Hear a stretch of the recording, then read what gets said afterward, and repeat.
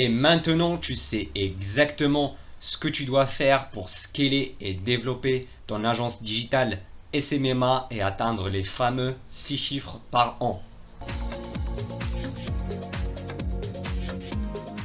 Bonjour, c'est Elias et j'espère que tu es en forme comme d'habitude. Alors en tant que chef d'agence SMMA spécialisé dans le trafic payant et qui partage son expérience et ses connaissances comme ça publiquement sur YouTube, eh bien je commence à recevoir des messages de mes abonnés. En général ce sont des débutants et qui me disent voilà Elias, je ne sais pas quoi faire, je suis un peu perdu, je ne sais pas qu'est-ce que je dois faire concrètement, quelle action mettre en place pour signer mes premiers clients, pour créer mon agence. Et certains, ils sont même un peu plus intermédiaires, donc ils ont déjà signé quelques clients, mais ils stagnent toujours à ce niveau-là. Et ils me disent, voilà, j'arrive pas à aller encore plus loin, je suis bloqué à ce stade-là. Donc comment faire pour scaler mon agence SMMA et atteindre les 6 chiffres par an? Eh bien, déjà, ce que j'ai remarqué, c'est que plusieurs personnes sont en train de surcompliquer la chose. Donc voilà, ils sont en train de trop réfléchir au lieu de passer à l'action. Voilà, au lieu de aller commencer par exemple à prospecter, à voir la réaction du marché à leur offre.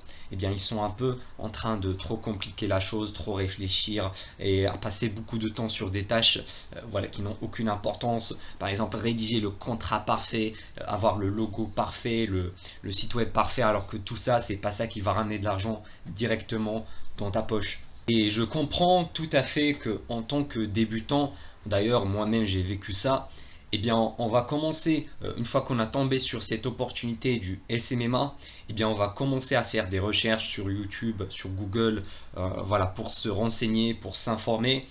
Eh bien après un certain moment, on va être surnoyé par la grande quantité des informations qu'on va trouver et du coup on va être perdu, on ne sait pas quoi faire exactement.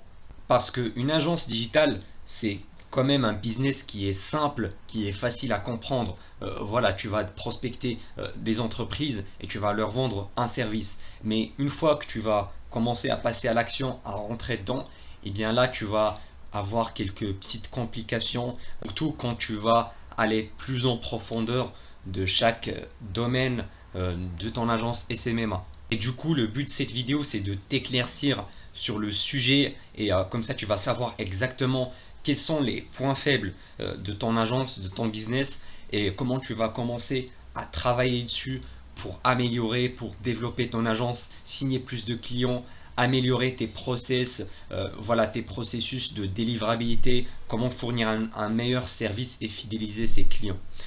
Donc déjà la première chose, et c'est le meilleur conseil que je peux te donner quand tu es perdu, quand tu ne sais pas quoi faire, eh bien c'est de prendre une feuille, ou bien tu peux le faire sur ton ordi, et de noter quelles sont les principales parties ou aspects d'une agence SMMA, et ensuite les comparer avec ta situation personnelle, quelles sont les parties dans lesquelles tu dois encore faire du travail et lesquelles qui sont déjà assez bien. Et comme ça, tu vas en fait prendre de la hauteur, tu vas prendre de la distance et regarder ton business avec un œil extérieur. Parce que je sais que quand on a la tête dans le guidon, eh bien c'est des fois très compliqué d'avoir un œil critique externe.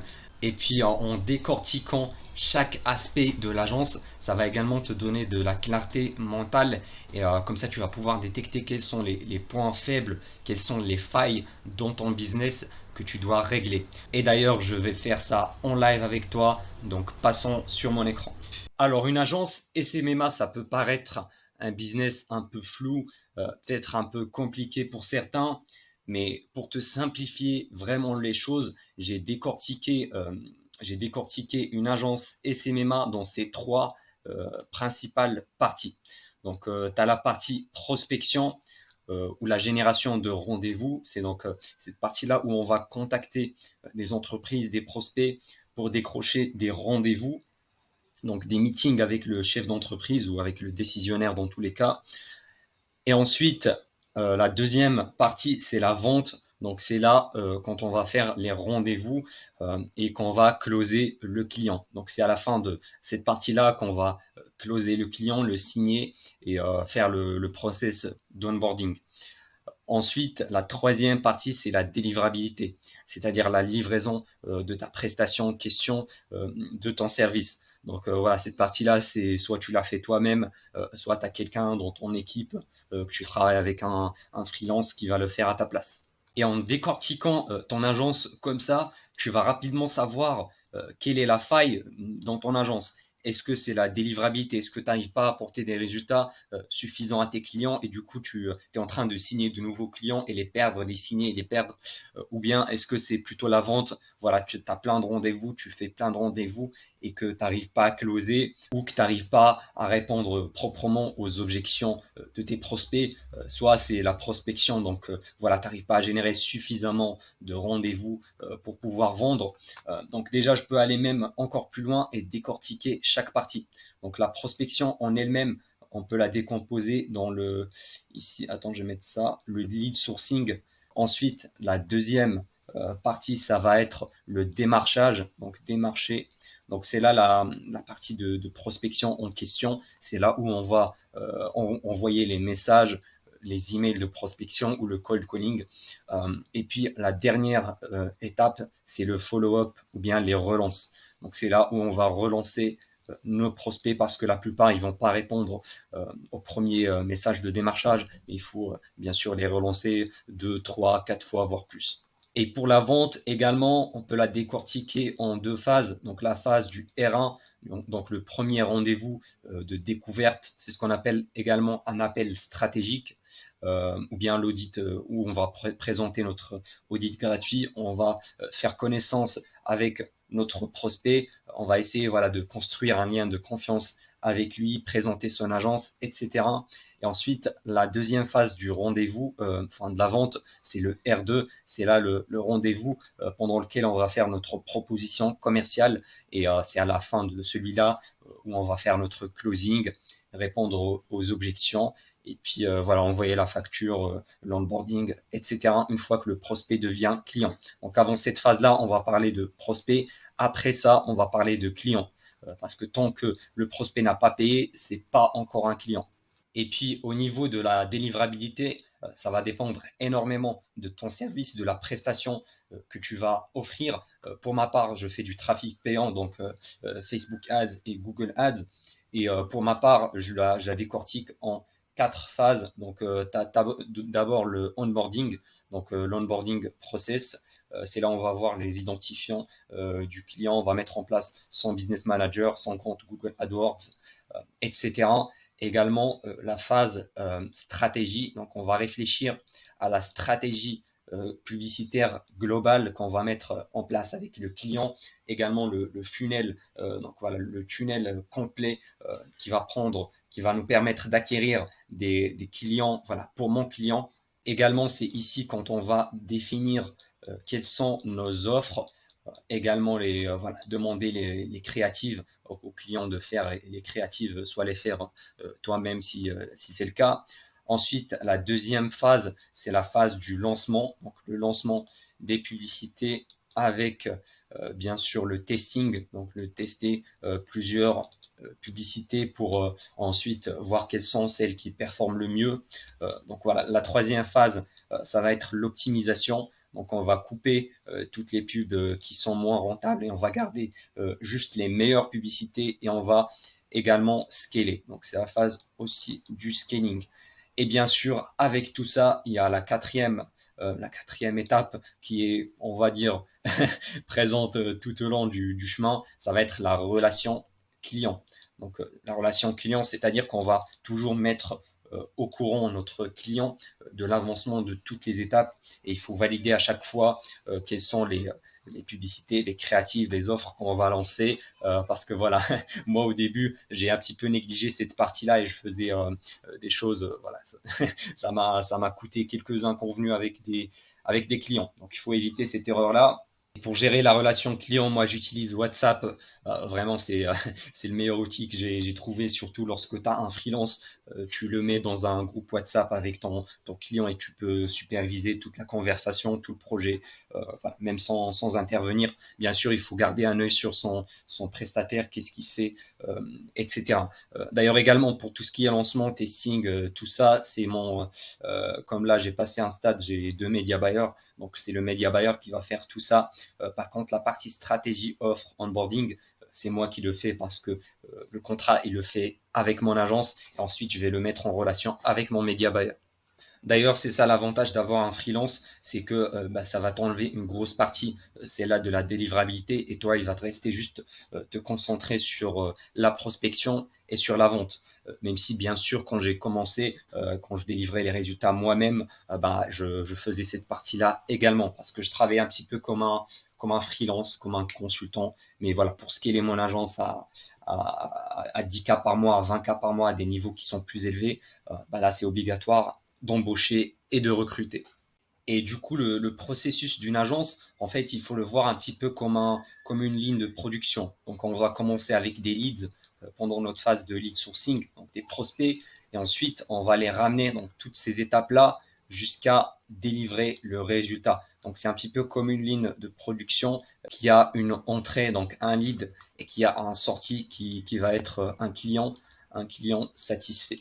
Donc, c'est comme une ligne industrielle. Donc, pour t'organiser, moi, je te conseille de prendre un CRM. Moi, j'utilise HubSpot, c'est gratuit. Donc, ça te permet de t'organiser pour savoir exactement quel prospect que tu as déjà démarché, celui sur lequel tu auras besoin de faire des relances, celui avec qui tu as fait le R1, proposition commerciale R2, etc. Et pas se perdre dans dans les méandres de tout ça.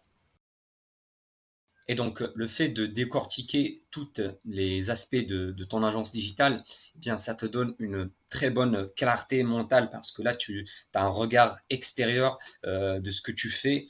Et puis, là, tu peux clairement voir quels sont tes points faibles et sur lesquels tu dois travailler. Moi, par exemple, pour te donner mon cas personnel, quand j'ai commencé, eh bien, j'avais surtout la difficulté de la prospection, donc de la génération de rendez-vous, c'est-à-dire j'arrivais pas à générer plus de un rendez-vous toutes les 2 semaines, et ça, c'était voire un rendez-vous par semaine, et ça, c'était pas du tout suffisant pour signer mes premiers clients assez rapidement. Donc, ce que j'ai fait, c'est que j'ai travaillé un peu plus sur la partie démarchage, relance. Donc, j'ai amélioré mon approche au niveau du cold messaging ou mes cold email, et ça a payé par la suite. Donc j'ai bien réglé cette partie prospection. Aujourd'hui, je sais exactement si j'ai besoin de signer un nouveau client le mois prochain. Je sais exactement quoi mettre en place. Donc c'est limite comme un bouton on et qui va te générer des rendez-vous en automatique. Et une fois que j'ai réglé cette partie prospection, j'ai commencé à avoir des rendez-vous, à closer mes premiers clients. Mais ensuite, j'ai eu un petit souci au niveau de la délivrabilité. C'est-à-dire quand j'ai atteint les 7-8 clients, si je me rappelle bien, eh ben, j'étais un petit peu submergé par la charge de travail énorme que ça demande, voilà, de leur lancer de la pub, de leur faire le reporting chaque semaine, chaque mois, la relation client, ça me prenait pas mal de temps. Et également, je devrais garder une pipeline commerciale parce que au cas où je perds un client, eh bien, je saurai comment le remplacer. Et du coup, comment j'ai géré ça? Eh bien, j'ai embauché un média buyer. Et c'est ce que je t'invite toi-même à faire si tu as dépassé un certain cap, eh bien, de trouver des freelances qui sont compétents, qui vont délivrer le service à ta place. Et voir quels sont tes points faibles. Imaginons que tu as assez de rendez-vous, mais que tu arrives à en closer aucun. Eh ben là, c'est un problème dans ta vente. C'est soit ton process de vente, voilà, ton script, il est mal structuré, soit peut-être que ton offre, elle est pas vraiment, elle colle pas vraiment bien à ta niche. Donc, je t'invite à revoir cette partie-là, la partie de la vente.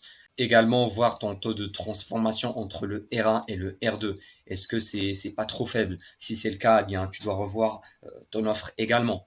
Et donc, moi personnellement, et je pense que c'est le cas de la plupart des débutants, eh bien, ça va être le problème ici au niveau de la partie démarchage, donc pour générer assez de rendez-vous, bien sûr avec les relances aussi. Mais je suis vraiment curieux de savoir pour toi quelles sont tes problématiques, dans quelle partie de ce business-là tu as un problème. Donc, dis-le moi dans les commentaires, s'il te plaît.